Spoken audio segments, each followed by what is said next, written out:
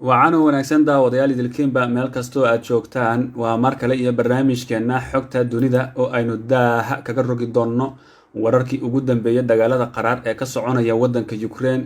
Madaxweynaha Ukraine oo rajo ka muujinaya in Ruushka uu dagaalka joojiyo, magaalada go'doonsan ee Mariupol oo xaaladii ugu adkeyd ebed laga soo sheegayo, iyo madaxda reer Yurub ee ka badbaaday weerarada duqeynta Ruushka uu ka wado magaalada Kiev xilli ay magaaladaasi halis ku geliyeen naftooda isla markaana ay boqdeen. barnaamijka ayaan daawadayaal ku eegi doonaa ee mar kale soo dhawaada. waaga daawada haddii aad nagu cusub tahay fadlan channelka subscribe noo saar, sidoo kale furo gambaleelka si aad u noqoto daawadaheena ugu horeeya. mahadsanid. Ukraine waxa ay sheegtay in maanta Arbaca ah in ciidamadeedu ay weerar rogaal celisa ku qaadeen meelaha qaar, taas oo keentay in isbedel weyn lagu sameeyo xaaladda dagaalka ee dhulka. taa beddelkeedana Ruushku waxa uu sheegay in 24 saac ee lasoo dhaafay ay burburiyeen tobaneeyo xarumo ciidan, waxayna ka hadleen horumaro laga gaaray wadaxaajoodyada damaanad qaadka dhanka ammaanka, halka Washingtonna ay uga digtay Moscow isticmaalka hubka. dhinaca kalena wararku waxa ay tilmaamayaan in ciidamada Ruushku ay sii xoojiyeen duqeymaha ka dhanka ah ciidamada Ukraine aagaga ay ku sugan yihiin iyo sidoo kale goobaha xarumaha militariga ah. waxaana lagu soo waramayaa in duqeynta ugu culus ay ka soconayso Mariupol iyo sidoo kale magaalada caasimadda ee Kiev, xilli Kherson ay ku dhacday gacanta ciidamada Ruushka, sidoo kalena ay hadda maamulayaan xarunta ugu weyn ee korontada ee gobolkaasi ku taala. warar kaloo soo baxay waxa ay sheegayaan in militariga Ruushka ee dhulka ay kusoo dhaqaaqeen dhanka caasimadda Kiev, iyaga oo doonaya inay caasimadda gudaha usoo galaan. sidoo kalena ciidamada Ukraine ayaa lagu soo waramayaa inay halkaasi difaacyo adag dhigteen, isla markaana ay iska difaacayaan weerarka dhankooda kusoo socda. geesta kalena madaxweynaha Ukraine Volodymyr Zelensky ayaa sheegay in wadahadallada ay la leeyihiin Ruushka ay haatan u muuqdaan kuwo macquul ah oo yeelanaya natiijo miro dhal ah. hadalkan waxa uu yimid ka gadaal markii mar kale ay ishor fadhiisteen xubno ka kala socda Ukraine iyo Ruushka Talaadadii.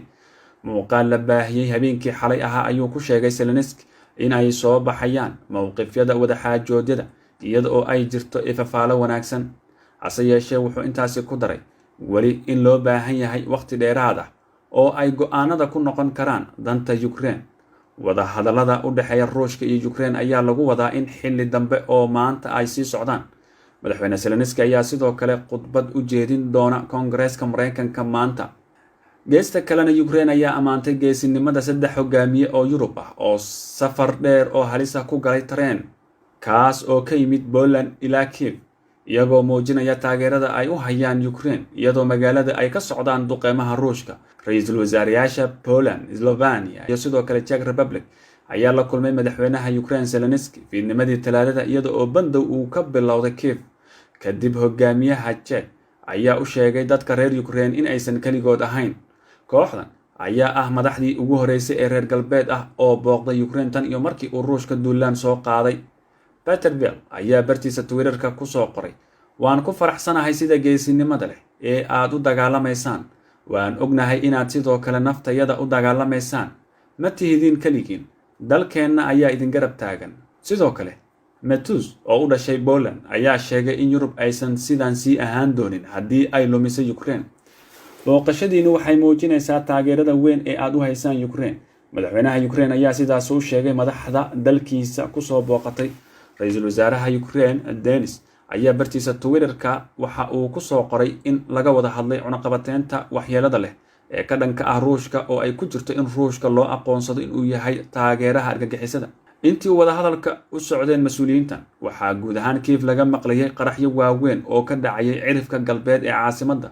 midowga Yurub ayaa sheegay in siyaasiyiintan aysan wadan wax shaqo ah oo gaar ah, balse madaxda ku sugan Brussels ay ka warhayaan safarkaasi, sida lagu sheegay shirkii aan rasmiga ahayn ee midowga Yurub ee ka dhacay dalka Faransiiska toddobaadkii hore.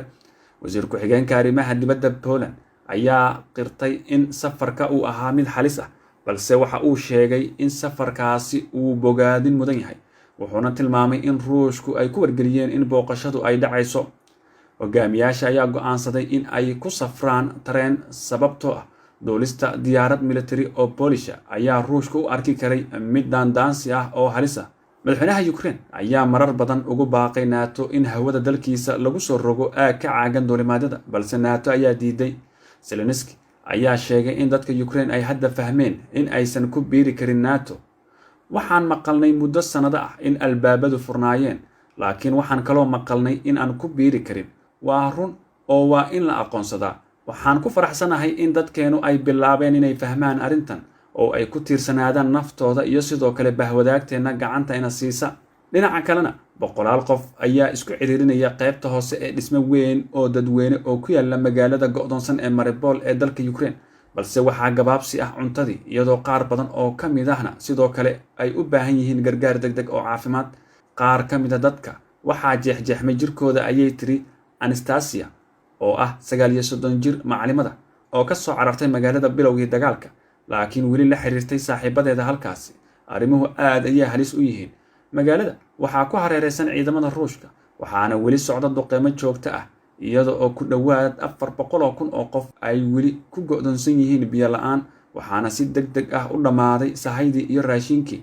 maamulka deegaanka ayaa sheegay in dagaalka halkaasi ka dhacay ay ku dhinteen ugu yaraan 2,400 oo qof oo rayid ah, balse waxa ay qireen in tirada ay tahay mid la yareeyay. macallimada saaxiibadeed waxay kula jiraan qoysas kale oo ku sugan qaybta hoose ee dhismaha.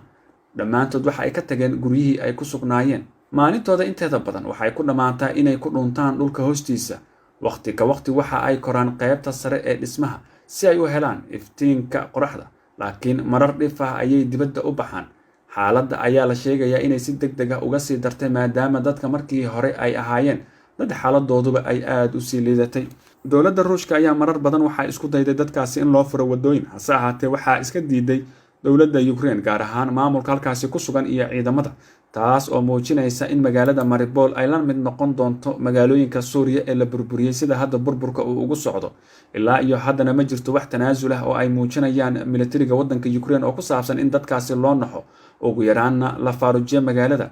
hase ahaatee taas beddelkeeda waxa ay ka xigaan in maalintiiba ay aasaan 100 qof beddelkii magaalada ay ka bixi lahaayeen. dadka falanqeeya arrimaha ammaanka waxa ay sheegeen in micnaha dowladnimadu aanay sidan ahayn oo ah in dadka la baabi'iyo ee ay tahay in dadka la badbaadiyo. sidaas darteedna muhiim ay ahayd haddiiba ay dagaalami karaan ciidamada Ukraine inay aqbalaan wadooyinka loo furay dadka rayidka ah. markii ay rayidka magaalada ka baxaanna ay iska celiyaan ama ay la dagaalamaan. hase ahaatee hadda dadka ayay ka dhiganayaan gaashaan ama difaac. dagaalada Ukraine weli waa ay socdaan, inkastoo hadda Ukraine ay u muuqato mid ogaatay inaanay wax dana u haynin dalalka reer galbeedka ah. sidoo kalena Ukraine waxa ay ku baraarugtay qorshayaasha diidmada ee ka soo baxaya dhanka NATO. xitaa madaxdii booqday ee reer Yurub ayaa loo sheegay in aysan Yurub oo dhan matalin ee si iskooda ay halkaasi u tageen, taas oo ka dhigan in Yurub iyo NATO ay ka wada cararayaan in dagaalka uu saameyn ku yeesho.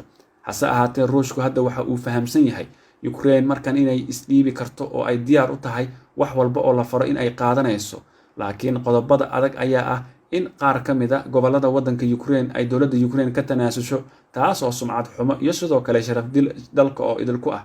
laakiin Ruushka ayaa macquul ah inuu qorshayaashiisa wax ka bedelo mar haddii Ukraine hadda ayba diyaar u tahay inaanay weligeed dambe laga maqal magaca NATO ama wax la mid ah. waxa kalena wada hadal ay ka gasho. daawada aragtidaada fadlan qaybta hoose commentiga inoogu reeb. barnaamijkeena xogta dunida qaybta waa naga intaas. barnaamijka midka xiga oo aynu qodobo xasaasi ah ku eegi doono intaan ku kulmeyno. nabadgelyo. assalaamu calaykum waraxmatullaahi wabarakaatu.